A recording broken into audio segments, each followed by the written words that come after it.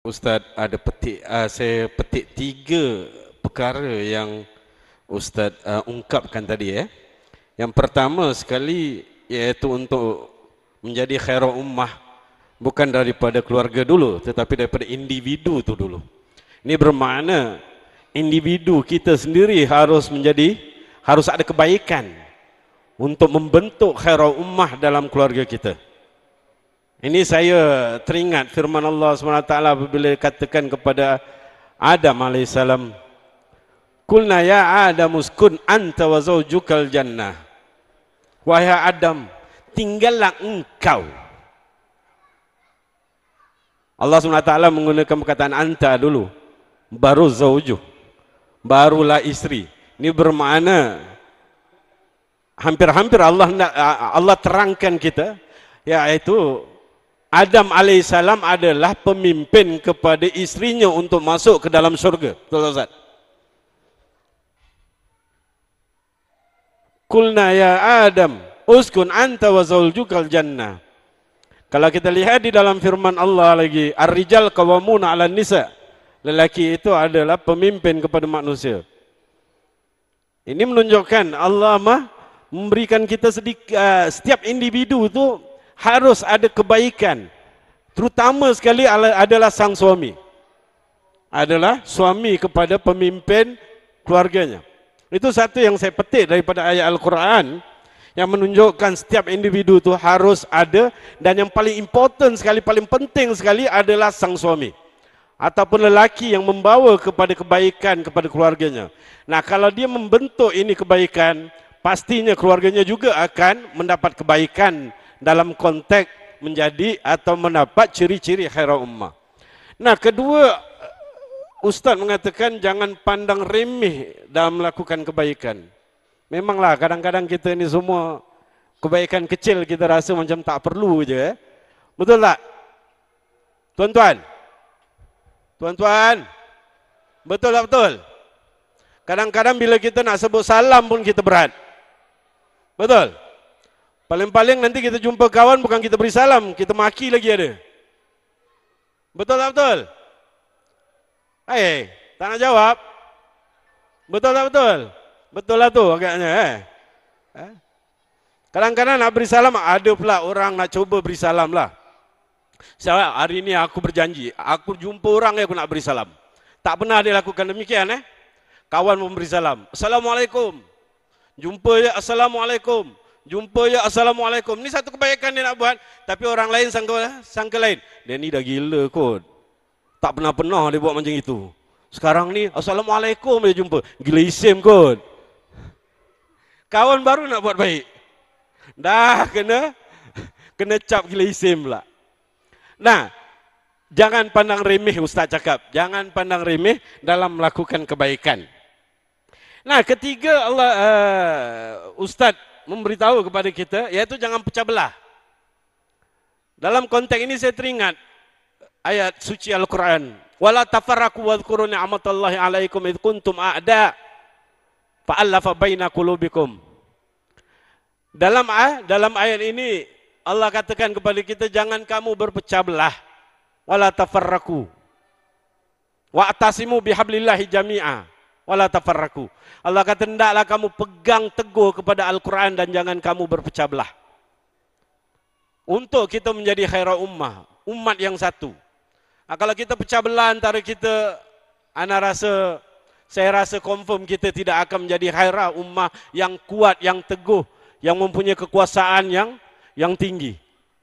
Nah, itu ciri-ciri 3 perkara yang saya petik daripada Ustaz Fatris Bakaram dalam menyebutkan kepada kita untuk menjadi atau contoh-contoh menjadi khairul ummah. Nah, kembali kepada Ustaz Zahazan. Susah sikit nak sebut nama Ustaz ni ya.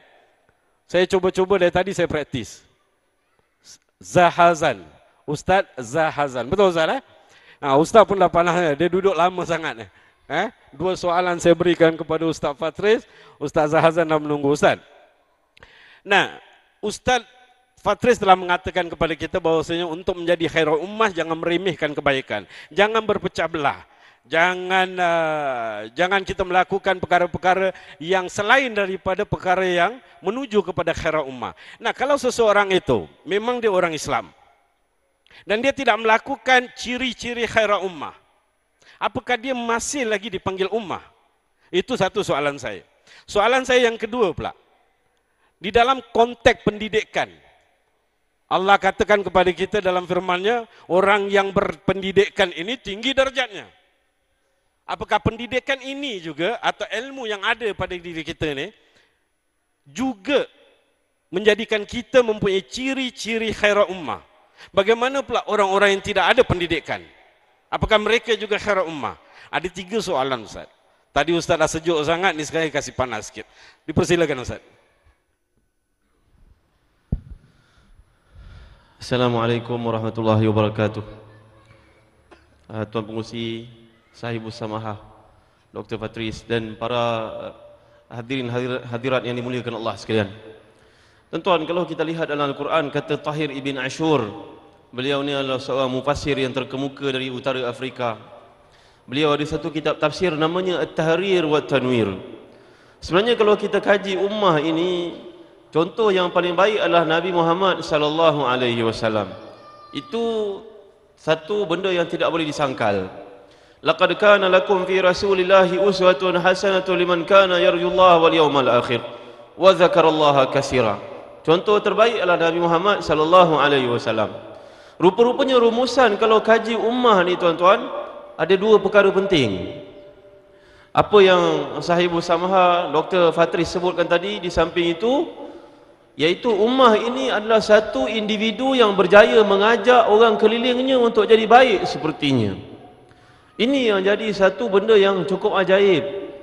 Masyarakat barat pada hari ini dikaji macam mana nak jadi leadership yang hebat. Ya, Napoleon Hill tulis buku, Dr. Stephen Covey tulis buku 7 Habits of Highly Effective People. Ya, buku ini ditulis untuk menceritakan bagaimana nak wujudkan satu karakter yang berjaya.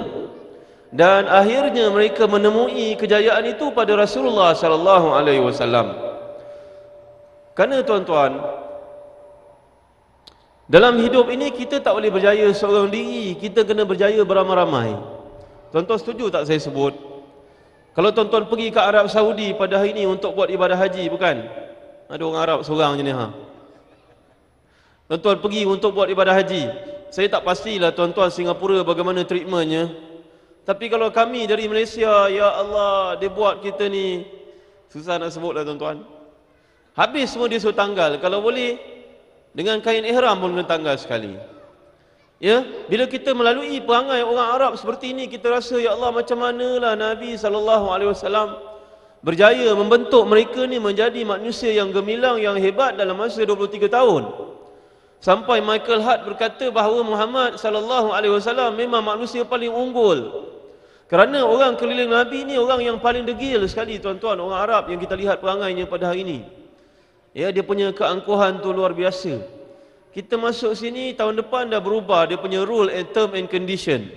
Tahun lepas lain, tahun ni lepas lain. Betul ke ibu-ibu? Ya Allah, punya tensionnya beratur dekat entrance masuk daripada airport tu kan. Tunggu punya tunggu. Kadang-kadang waktu musim itulah World Cup. Arab Saudi masuk Piala Dunia. Dia boleh tinggal kita begitu saja, duduk dulu ya, 3 jam dia pergi tengok bola sepak. Tuan-tuan boleh bayang tak?